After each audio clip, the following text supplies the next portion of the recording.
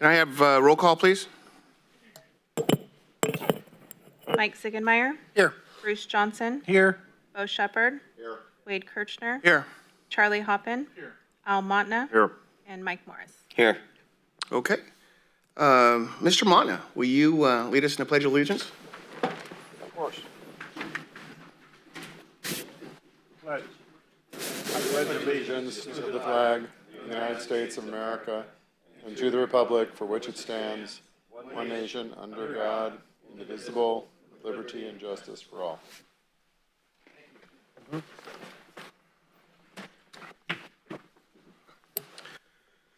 I'd like to thank and welcome everyone to this special Cedar Beach Flood Control Agency meeting. I would like to begin by saying thank you for everyone who took time from your busy schedules to be here this evening. As somebody who's lived here his whole life and had to evacuate because of high water 3 separate times, I think I can speak for most people on the board that we treasure our levees and how important they are to our livelihood and the fact that they protect our community from disaster. And so, having said that, we are here to address some concerns that the residents along 2nd Street in Yuba City have about the process of vegetation removal from their properties. And at this point, I'm going to hand it over to our man in charge, Mr. Director Michael Bissett. Okay, thank you, Mr. Chairman. So this is our agenda for tonight. So I'm going to provide a project overview, talk about the summary of encroachments compliance issue, which we're trying to correct out there at 2nd Street. Talk about the approach for compliance, the negotiations that this agency had with the United States Army Corps of Engineers and the state to try to minimize impacts to property owners. Talk a little bit about the history of property owner coordination out at 2nd Street. And then when that's over, it should take about 15 minutes. I'll turn it back over to the board for board discussion and questions. And then we can turn it over to public discussion. So next slide, please. So this is a map of our project area that we're talking about here on 2nd Street. So it involves about 25 or so properties. Next slide, please. So the properties in red, which I wanted to highlight here, these properties abut the levee, and Levee District 1 owns fee title to that levee. There's about 14 properties in that area. So this is the area where it was a much easier project to comply with encroachments out there. And the property line of Levee District 1 is about at the toe of the levee on the land side, maybe a little bit landward of that. And we're looking to establish the fencing not on the property line, but closer to the levee toe to try to minimize impacts for those properties. Next slide, please.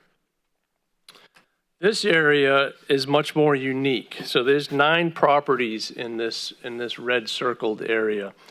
And these properties own the underlying fee title underneath the levee and then all the way to the Feather River. Now, Levee District 1 and the state have easements over the levee, both water side and land side. And this is the much more complicated area because, number one, there's much more encroachments that we needed to work on to bring them into compliance with Army Corps. And this is where we had a lot of fences up on the levee slope and other encroachments up into the levee slope. And then the Levee District 1 easements, it's pretty hard to see on this map, but there's a couple of properties where the easement line actually gets closer to the levee crown than the other areas. So it wasn't consistent throughout on all 9 of these properties. So each property had unique encroachments, and some had unique easements. Next slide, please. So I don't expect anybody to be able to read this slide, but this is a sample from the 1938 easement over those 9 properties. And the language is pretty consistent throughout all of the easements in those areas. And basically the language that I wanted to highlight was, this is the easement that the property owners sold to Levy District 1, and it states, it assigns a perpetual easement and right-of-way for the construction, maintenance, operation, modification, and repair of the levee for the construction, maintenance, operation, modification, and repair of a levee and other works of reclamation of any nature whatsoever, including roads, telephone lines, and other incidentals thereto, including the right to take materials on, over, and across all that portion of that certain property, etc. So this is the language that allows Levy District 1 to operate, maintain that section of levee throughout their easements over those properties. Next slide, please. So in essence, we had 5 categories of encroachments that we needed to rectify. First one is encroachments that obstruct maintenance, visibility, and access. And essentially those were such as vegetation on the levees or land side of the levee, fences, and other miscellaneous encroachments that make it difficult or impossible for Levy District 1 to go about their business. There's homes and other buildings that were encroachments that were highlighted by the U.S. Army Corps. There's retaining walls with structures attached to them, and then also swimming pools in close proximity to the levee toe. So these were the issues that we got notified by the Army Corps. Next slide, please. And this is the manner in which the Army Corps notifies the local maintaining agencies. These are their inspection reports. And you can see in the red box, Levy District 1's system was rated unacceptable. And it goes into a lot of details throughout their reports. This report was done in 2010, and the Corps just recently they re-inspected. They normally do them every 5 years, depending on budgets or schedule. This time, they did the last one last year and was still awaiting the report. But essentially, if an encroachment that was highlighted in one report and it's not rectified by the next report, it gets escalated in terms of a compliance issue. Next slide, please. And this slide highlights unwanted vegetation, encroachments. The U is all unacceptable.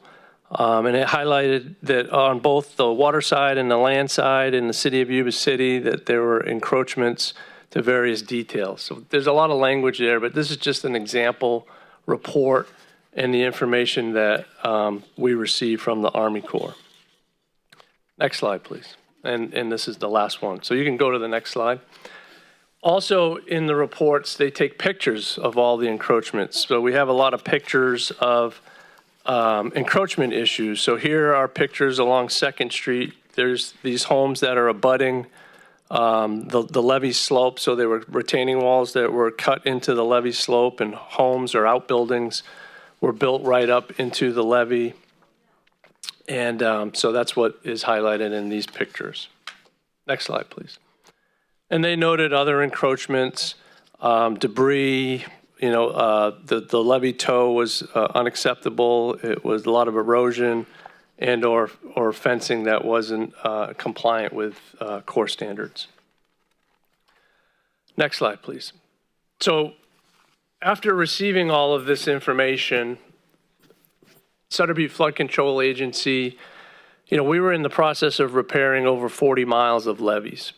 And we took these Corps reports and we synthesized them. We came up with a compliance strategy throughout the 40 plus miles of levees that we were improving. And this section, 2nd Street, was the most complicated because of the issues I just highlighted previously.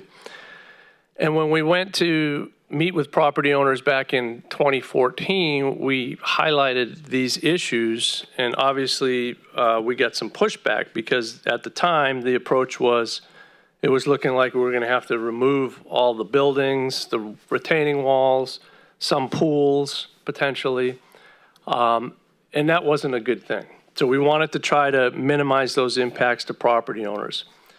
So our team, we met internally, came up with some strategies, and then we met with the Army Corps and the state, and we had a series of meetings where we laid out our strategy, got their input and feedback, and we developed a compliance strategy. So here's the SBFCA proposed approach. So we would place new fencing at the physical levee toe, and this placement leaves more property on the landowner's side of fence than the easement line would. What that means is the easement went further into the properties on the land side of the levee, but we're proposing to place that new permanent fence as close to the levee toe as is practical. We also needed to remove vegetation and encroachments on the levee slope. And we wanted to establish 20-foot visibility offset from the levee toe. So that's landward of the levee toe. Have 20-foot visibility with access rights for Levee District 1 to access those properties during high water events, if necessary, if they feel that there's a problem. Let's see, SBFCA will apply for permits on encroachments within 20 feet of the levee toe on behalf of the property owners through the Central Valley Board and the Corps. So what we said there was we would take this on ourselves on behalf of the property owners. So we sent the property owners the modified encroachment permits that we would submit to the Central Valley Board, and we wanted to get their authorization to do that. And we would work with the Central Valley Board and the Corps to get these encroachments that we didn't remove, the ones that were going to stay behind, and get those approved by both the Corps and the state, so that the Corps couldn't come back out in a next periodic inspection and red tag all of these encroachments. So this process allows existing structures and pools within 20 feet of the levee toe to remain under this compliance policy. Next slide, please. So if we didn't do this, if SBFCA didn't take this on as the agency, the landowners would be subject to this enforcement action. So what would happen is Levee District 1, they're soon going to receive the inspection results from the Corps. So what they would do at that time, they would turn around and issue a notice of violation to the property owner and say, hey, you got to clean up these encroachment issues that the Army Corps has red tagged. And the landowner would be responsible for encroachment compliance and any civil penalties if they did not take care of those items. And that's through the Central Valley Flood Protection Board. It's not through SBFCA. The Central Valley Board has that authority. The landowner would be responsible to coordinate compliance actions and the permit. So they would have to get their permits approved by both the Corps and the board. And we have some examples. So there's some areas within the Central Valley that homeowners did not work with the local agency. And I'm going to ask Mr. Shapiro here to talk about these because he represents some of these other jurisdictions and what happened there. Thank you, Michael. So the first example is Bear Creek. Bear Creek is in northern Stockton. For those of you who drive down I-5, you would pass 8 Mile Road, and if you look to your right, you'll see Bear Creek as the first bridge you go over. And on the south side of Bear Creek, there were a series of homes built. There were homeowners who went and applied for permits for pools and decks and buildings in their backyard. Those permits were approved by the Central Valley Flood Protection Board, but never run through the Army Corps of Engineers, which is very similar to a lot of the permits that exist along 2nd Street. And when the permits were issued, homeowners constructed believing they had authority to do so. But later it came to light that the Army Corps had not approved them, and the Central Valley Flood Protection Board went back to the homeowners and said, you're going to have to move stuff. We want to work with you. And the homeowners, some homeowners made changes, others declined to make changes. And the Central Valley Flood Protection Board ultimately had to go in and do enforcement hearings, which required the removal of everything and the imposition of civil penalties. The second example is the RD 1000 Garden Highway. Matt Conant may be familiar with this one from his service on the SAFCA board. These are currently in the realm of RD 1000, which is the maintaining agency, much like LD1 is the maintaining agency here. There are 101 properties along Garden Highway on the waterside slope berm, which have unpermitted encroachments in that particular case. Not that legally it matters whether it's a permitted but not approved by the Corps or unpermitted legally. They're considered the same under federal law. And the 101 don't meet current standards. So RD 1000 applied for a grant from the state of California and then offered to come in and fix everything for the homeowners, a little bit like SBFCA did here. They offered to put in new fences, to do trimming, those kinds of things. And of the 101, 49 accepted the offer, and the work was done, and 52 declined the offer. And so the waiting on the next inspection, and RD 1000 will be referring for enforcement the first batch of 12 to 15 to the Central Valley Flood Protection Board for enforcement. The third example, American River Flood Control District, is the south side of the American River in the River Park neighborhood, which is roughly between the H Street Bridge and the Business 80 overcrossing. And that was one where, similarly, in the 1970s, the board had issued blanket permits for all encroachments, but had not run it through the Army Corps of Engineers. And then in the 90s, came back to the homeowners and said, hey, these are unpermitted, and there was an uproar, understandably, from a property owner perspective. But the reality was they were not legally permitted by the Corps. And so American River has been working with homeowners there to implement a program where when fences are moved, American River Flood Control District pays for the new cost of the fence, realigns the fence to the property line, whereas they were in the wrong place, and has been removing vegetation off the levees. That one, all of the property owners ultimately complied, and so it did not move to enforcement. So what we're dealing with is not atypical in the Valley. It's unfortunate, and it's hard on property owners, but it is unfortunately a common story. Thank you, Scott. I just wanted Scott to add a little context to the issue because he does have other clients in the area, and thought that was good information. Next slide, please.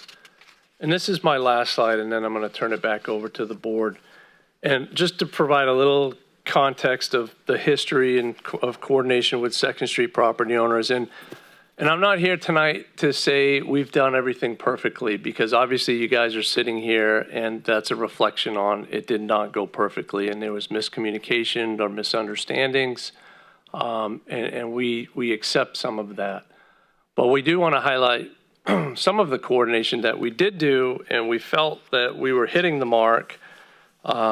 It started back in 2014, as I noted earlier. So when we met with property owners out on 2nd Street in several homes, and we highlighted all the facts that I just presented tonight, those meetings did not go real well because people were upset and they didn't want to lose those buildings or pools or structures and everything that was out there. So that's why we went back and we retooled our compliance strategy, and we coordinated with the Corps and the state to come up with something less onerous on the property owners.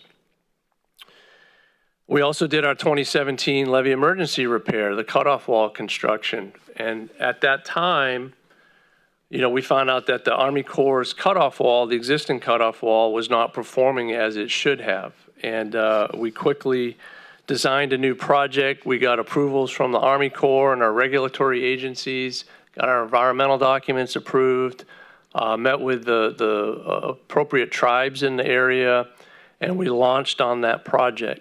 As part of that project, we were going to remove all the vegetation on the land side of the levee. That was included in our plans and our environmental documents.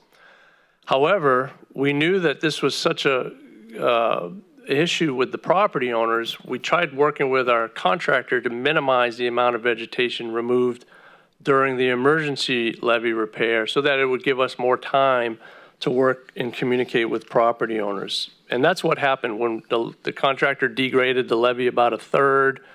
We minimized the amount of vegetation that had to come out, and we were able to preserve some vegetation on the land side of the levee during that project. Through 2018 and through 21, that's like 3 years, there was quite a lag period, but we were working with the Central Valley Board to perfect the encroachment permit process throughout the 40-plus miles that we improved. So we had a lot of pipes and ramps and utilities, all kinds of encroachments that either had existing permits or never were permitted, and we had to run those through the Central Valley Board and the Corps for approval. So we utilized that process, although it was lengthy, but we utilized that process to perfect the process of working with those agencies to get this system in place. And then we came back to the Second Street property owners in January of 22, and we sent the initial letters with copies of the encroachment permits, asked them to sign the form that the Central Valley Board wanted from the property owners authorizing SBFCA to move this encroachment permit process through on their behalf. And then we had held a meeting in March. We had additional letters, more communication and outreach. We thought we were hitting the mark. Obviously, we didn't because we're here tonight. And that's sort of the history of this project. We're out there in construction right now. We've cleared off all the vegetation and encroachments. One of the subcontractors is in the process of installing the new permanent fencing as close to the levee toe as possible. Myself and my engineering team went out after our board meeting last week and restaked the property line to move it off of the easement line and as close to the levee toe as possible. And we think we made really good compromises out there by doing that. So we may hear from property owners about that tonight, but we're in the process of installing that permanent fencing and hoping to complete the project by November 15th. We put some letters out front, and we also mailed those out to property owners that we're going to start. Our contractor will start working on this coming Saturday and the next few Saturdays in order to get the project completed on time. So we wanted to provide that notification to the property owners. Okay, with that said, Mr. Chairman, I'm going to turn it back over to you and see if the board has any questions. Tara, if you could go to the next slide, please. Thank you, Director Bissett. Having said, great presentation, by the way. I'll bring it back to the board for any questions or comments.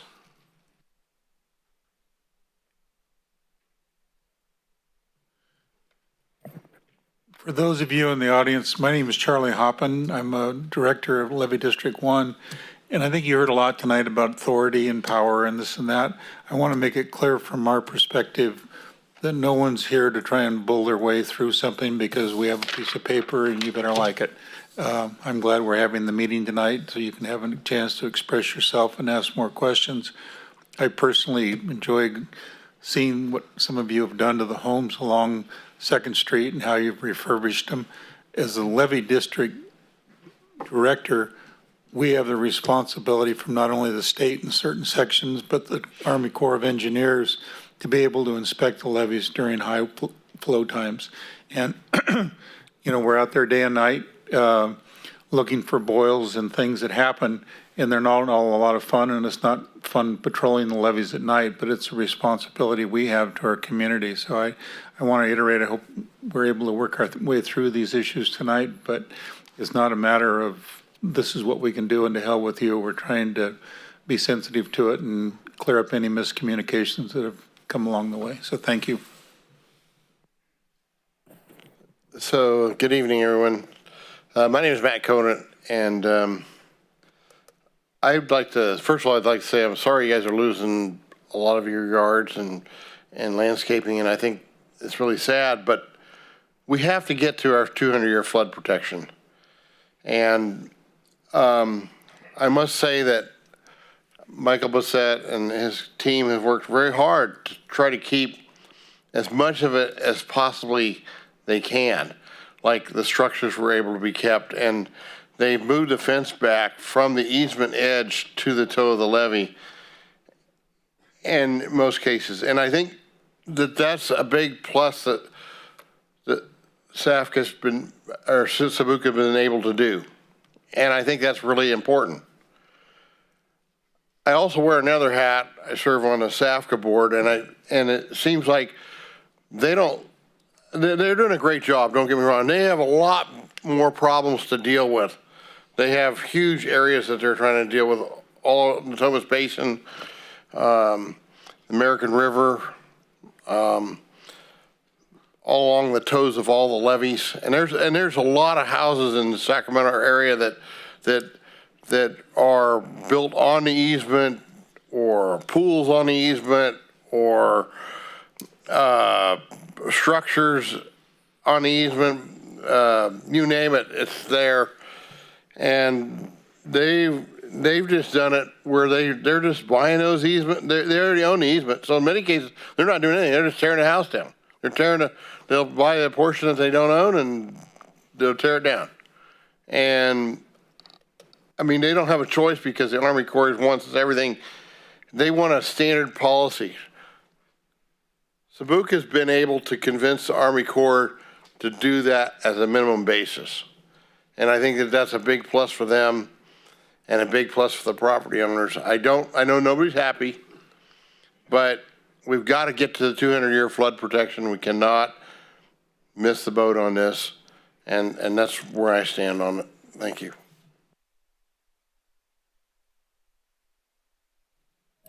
Mike, I did have a couple of questions regarding the Corps of Engineers report. How often is that report taken, and are the property owners given copies of that report? So from what I understand, the Corps is supposed to do these routine inspections every 5 years, but they haven't. The last one was in 2010, well, the one I showed tonight, and then just recently they did it last year, 2021. So that's an 11-year gap. And my understanding is they only send those reports to the local maintaining agencies. So they don't send them to individual property owners. They send it to whoever's responsible for maintaining the levee. And then it goes downhill from there. You know, the LMA, the local maintaining agency, will work with the board and then issue notice of violations to the property owner. Essentially, that's what happens. Okay, and next question. These are very unique properties in that, you know, they have a levee in their backyard. And so what is the procedure during a change of ownership between one individual and another when selling a property on this stretch? Yeah, you know, I'm not a realtor, so I would assume, you know, there's full disclosures there in terms of pulling title reports. You look at, when you're buying a property, you see the title report, you see what kind of easements are on your property. I know there was one property owner who just purchased a property mid-project or right before the project, and they were not notified by the previous owner, or they were, but it wasn't to the extent of what the project was. So there was miscommunication there. So that's an issue. Okay. Excuse me. Any more questions or comments from the board? From the board? Yeah, I got it. Okay, so at this point, we're going to go ahead and open up for public comment. The way we're going to run this is we're going to be very similar to a city council meeting, in that when your name is called, you'll be asked to approach the podium. There's a button on it you can push, and at that point, if you would please state your name and address for the record. We're going to ask individuals to please limit their questions or comments to 5 minutes. You'll hear a beep at 4 and then a second beep at 5.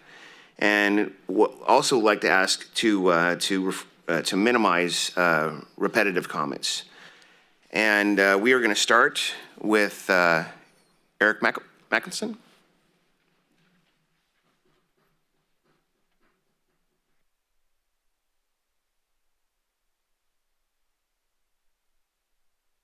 Hi, my name is Eric Mackinson at 365 2nd Street. Thanks for putting on this meeting. There's been a lot of discussion about these permits that, for some reason, they look very official. Mine even has CC'd to the Army Corps of Engineer. It's what happens when I bought the house in 2000. I was handed these. It's what's on the SBFCA board website. So these permits, as far as I, just a layman, understand, describes exactly what existed in my backyard. These encroachments, which evidently are not approved by the Army Corps, but who knew that?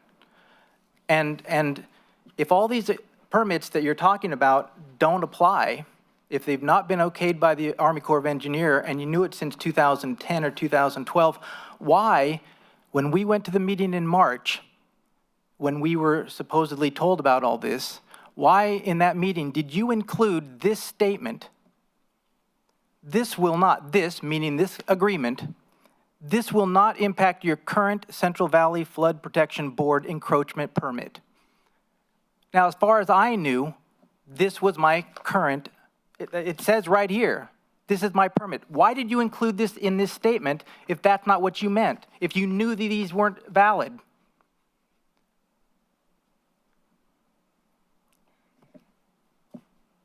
Why is that statement? Why is nobody answering me? You put it in here. This is your document that says this will not impact your current encroachment permit. This is my current encroachment permit as far as I knew. It would be great if maybe you could share that with us, and then when we provide the comments It's on your website. And then when we provide the comments back at the end, we can speak to it. Our This chair is has on your- asked us this to is not on your respond along the way. website. This is the encroachment describing my property. A chain link fence, 4 mature trees at the landward toe, and 5 clumps of oleanders on the landward slope of the right bank levee of the Feather River. Here it is, CC'd to Sacramento District Army Corps of Engineer. How did I know? And so when we were being told that, well, there is some encroachment that are going to have to be dealt with, I thought that I had a little bit of leeway because this permit that says in your document, that says on your agreement that we signed, that these were valid, that this was protected. That's why we responded angrily now. And despite you saying, well, we thought we missed the mark a little, yeah, you missed the mark. It looks like, I mean, I don't know motivation, and I'm not going to speculate on that, but it's unbelievably unprofessional. And maybe it doesn't matter to him, he'll get his paycheck. But, you know, some of you, I mean, this board is supposed to be, you know, looking out for the citizens. And look, we're all for flood protection. That's a totally moot point. Nobody is talking about not doing flood protection. But the way this was handled was just unbelievable. Documents, all kinds of stuff, and it's just pulled out from underneath this. Thanks a lot. I don't know if you have any questions of me. I don't know.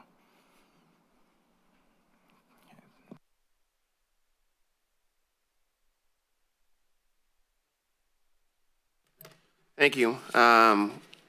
Kate Mackinson?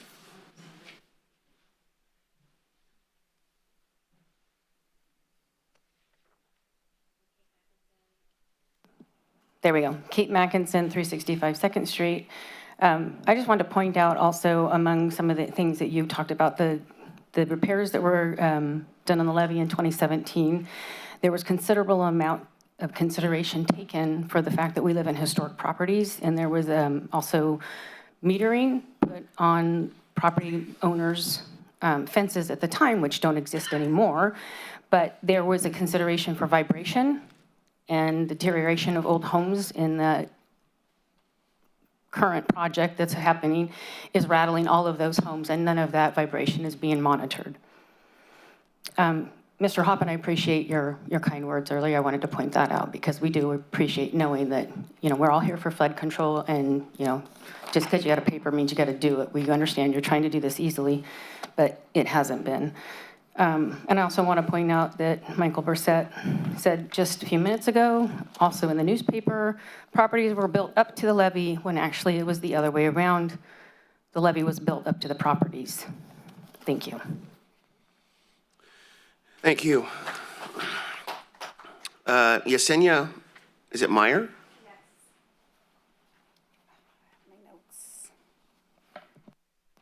I'm Jasenia Meyer. I live at 373 2nd Street.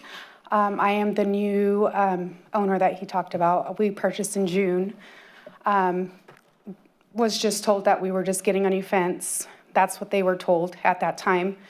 To come to find out the day of the engineers are coming in to do demo, I go to my backyard. There's somebody, I've never been mailed anything. I've never signed anything.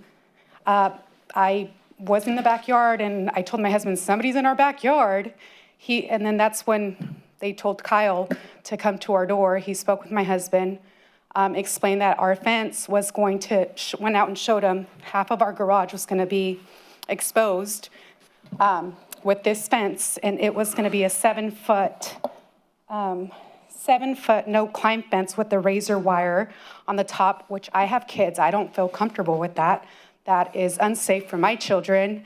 I mean, we purchased this home as our forever home, and now it's being violated. I can't access some of my yard. You know, I pay taxes on this, and my kids can't even be out there. There's people violating my backyard.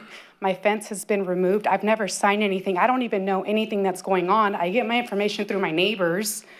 That's, to me, that's unprofessional. He's saying, I've never been mailed anything. I've never been approached by you. Personally, up until my neighbors, I've never known who you were. My husband spoke to Kyle. That's how we found some of the things out, and we didn't have any say. I feel like he did tell my husband, well, you can opt out. That, you know, you can opt out, but you're responsible for any repairs.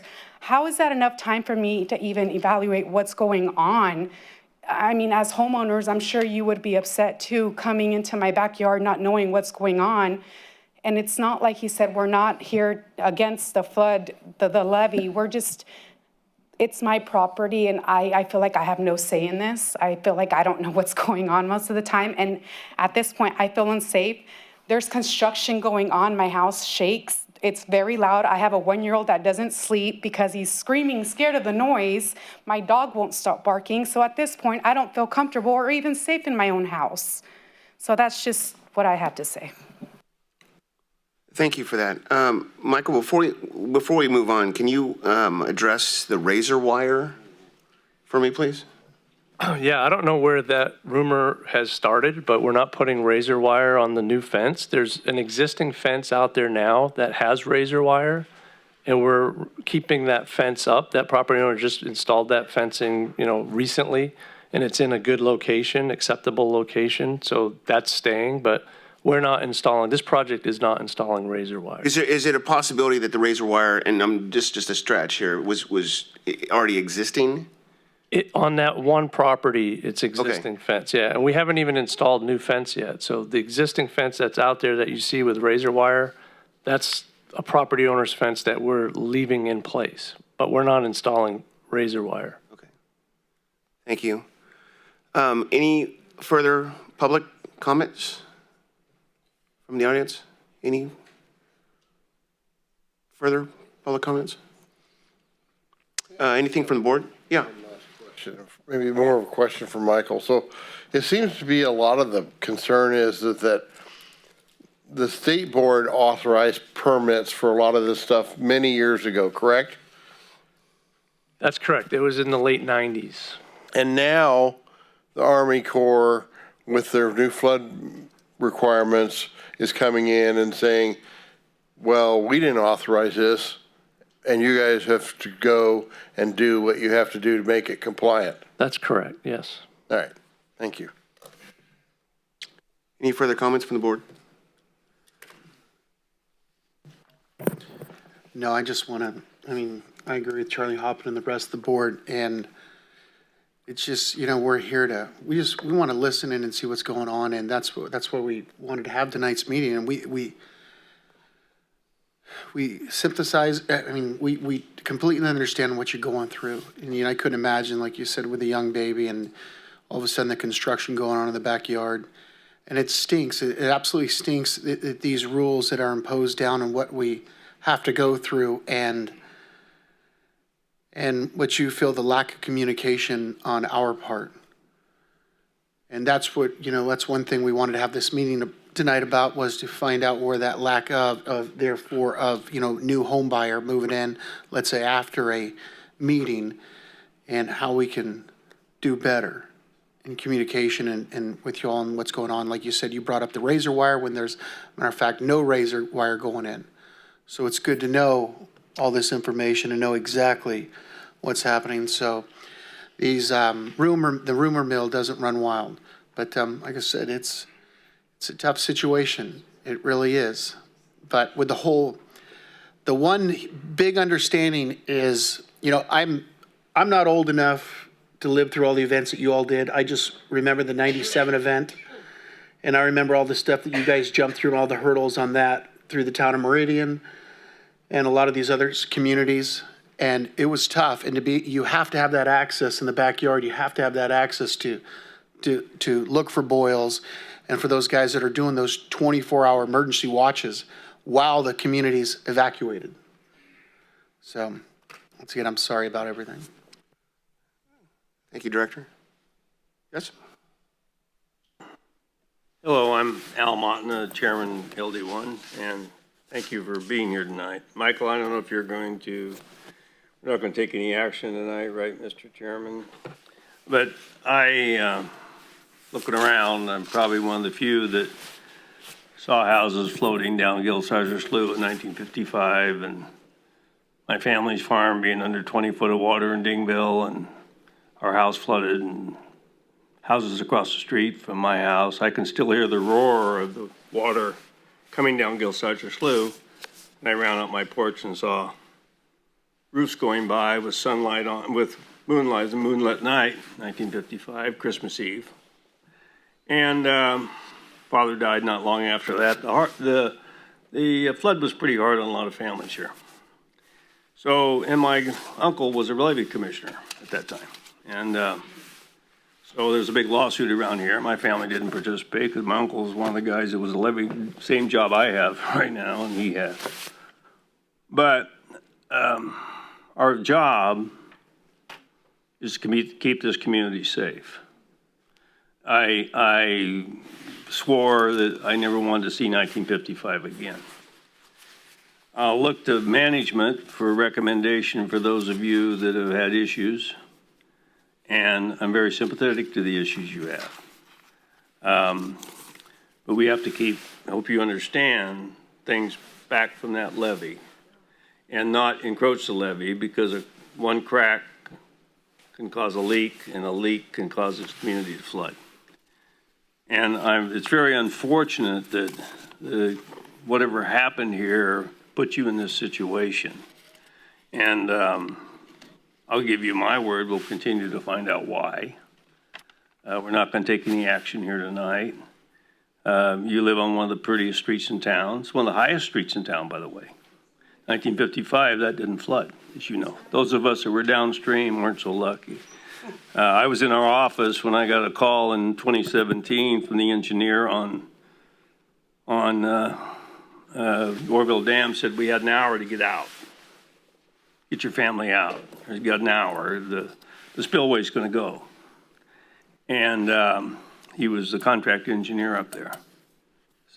Miraculously, through an act of God, that spillway didn't go, or we'd had a whole different conversation tonight, probably. But I'll commit, and I'm sure Charlie will too, the LD1 will take a hard look at what your issues are. We'll have to have a forum, Mr. Chairman, to come back and resolve any issues, or if there are issues to be resolved, to hopefully give these people comfort that someone's listening to them, and get to a resolution to solve whatever may have happened here. And I'm personally committed to do that, Mr. Chairman. Thank you, Director. I'd just like to say that I appreciate what I've heard tonight and the participation from our community. I do appreciate the fact that you folks are very aware of how important flood control is for our community and your part in that. So thank you for that. It sounds to me like the rub is the process The process is why you're here tonight. And you've been, I want to make sure everyone in the room knows that you've been heard. And we're going to take as Director Montana says, we're going to take a look at that process. And there will be follow-up on this. I want to let you know that as well.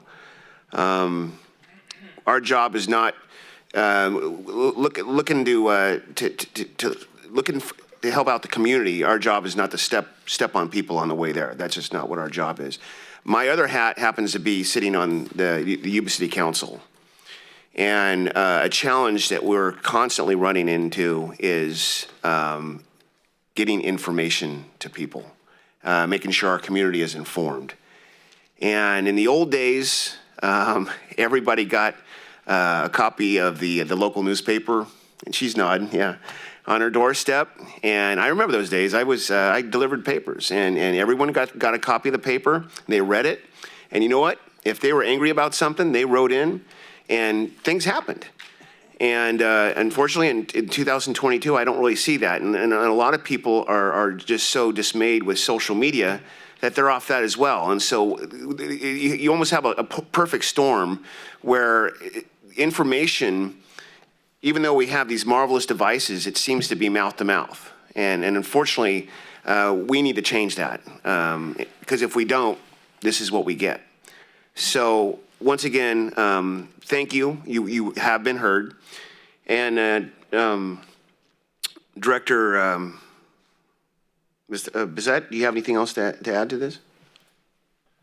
Yes, Mr. Chairman, I'd like to make a couple of comments. And then I think, Kim, did you want to make some comments at the end? But to Mrs. Meyer, is it Meyer? So I want to apologize for that. As soon as we found out you were a new homeowner, I had Kyle go to your home to approach and inform about the project. And I know he made multiple attempts, and he finally did make contact. So we did not know there was a whole new homeowner there.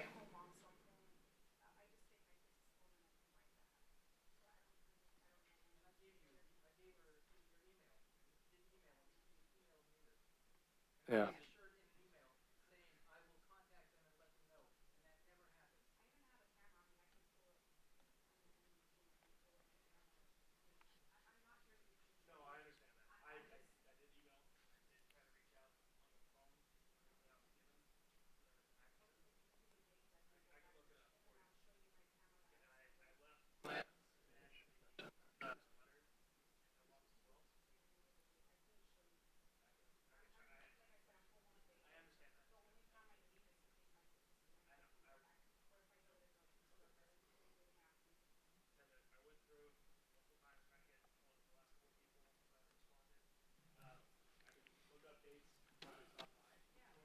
Okay.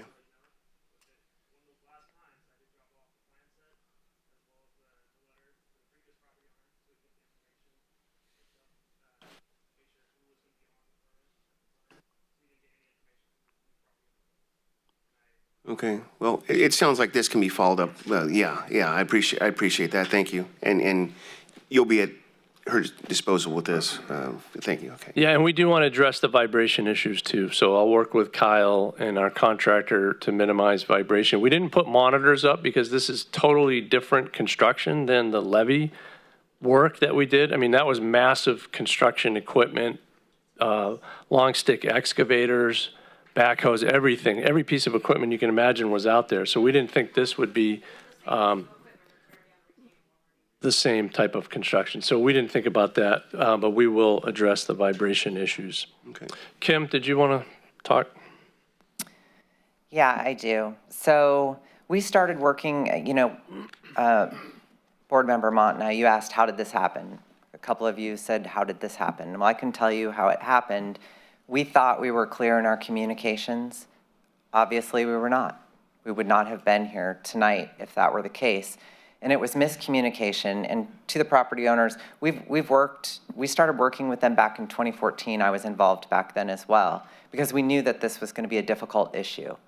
We did fight on their behalf to try to minimize the impacts, but in the end, it's still a big impact to their property. And as you said, we are sympathetic to that. Where we went wrong is we thought we were clear, again, in our communication when we said replacement of fencing and modification. And when I sent an email to Mrs. Mackinson in response to her email to me, which was the first time any property owner had contacted me, even though my name and number are on all the letters that went out. And I've been one of their primary points of contact since 2008, or 2014, excuse me. My response was, I understand, sitting in their side, that when you hear replacement and modification, that they took that to mean replacement in place and modification was the no-climb fence. That makes sense to me. We didn't ask the clarifying questions to make sure that they understood. And because we thought they understood, the questions they asked didn't raise any red flags that we weren't speaking the same language, that there was a misunderstanding. And for that, we apologize. But the project itself, that is the project based on the U.S. Army Corps of Engineers inspections. And that's what we had to implement. But we do apologize for the process and the communication because, again, this is not how we wanted to end 8 years, and I want to say end, but this is not, they've been extremely gracious working with us throughout the project. I thought I had good two-way communication with them. This is not how we wanted to end this. There was no malicious intent. There was no intent to deceive. So again, you have my apologies for poor communication, but it was not with an intention to deceive you or create additional stress. So for that, we apologize. Thank you for that clarification. Did you want to speak again? I just have one thing. I keep hearing that they told us replacing the existing fence. If we were replacing the existing fence, why is it pushed back to I'm losing a lot of my yard? So that's not clarifying. Right. You, as a professional, you guys should have said, hey, which I've never been told anything, but I think, as a professional, you should have been like, hey, we're not replacing, we're going to be putting up a new fence, but it's not going to be where the existing fence is. That's communicating with the public. That's being very honest.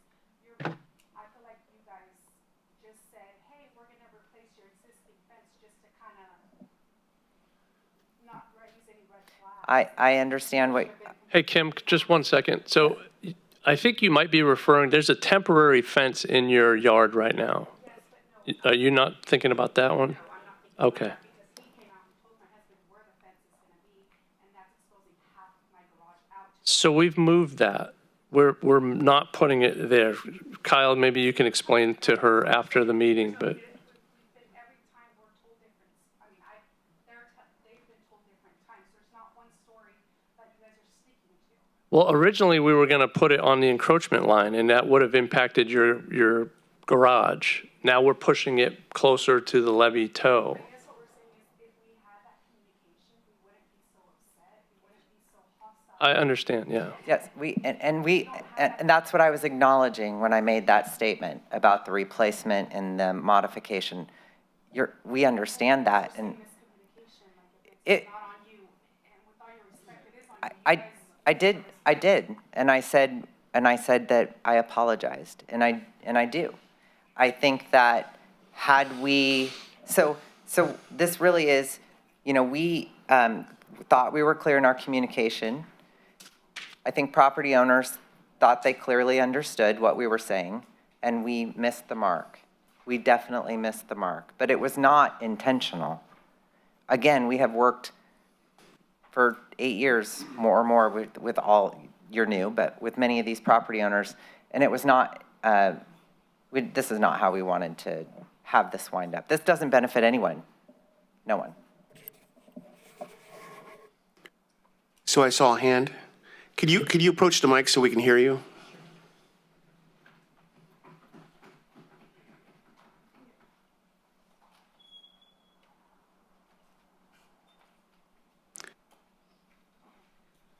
Well, first of all, There should be a button on there you can push.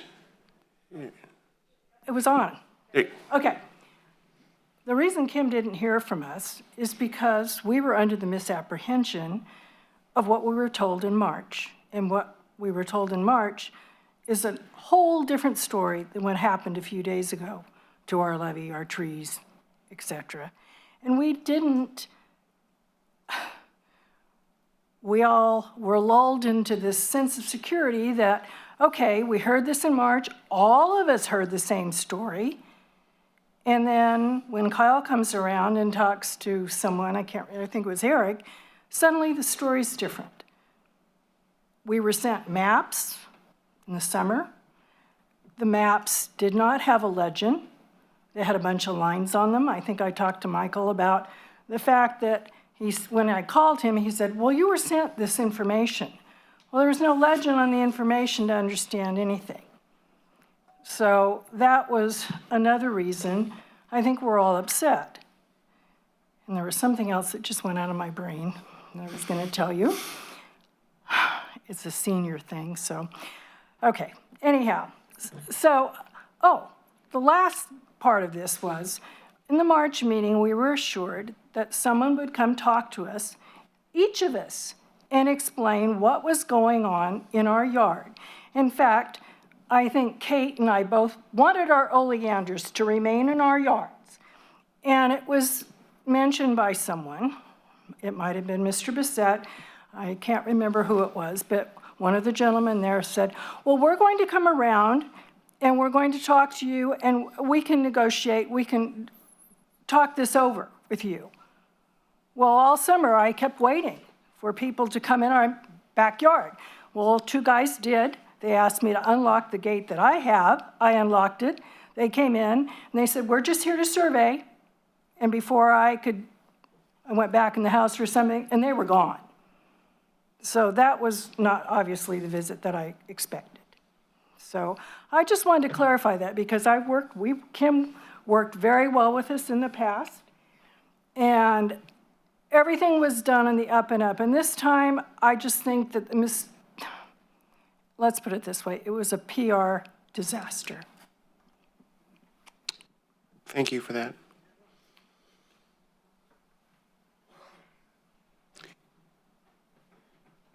Any further comments, questions from the public?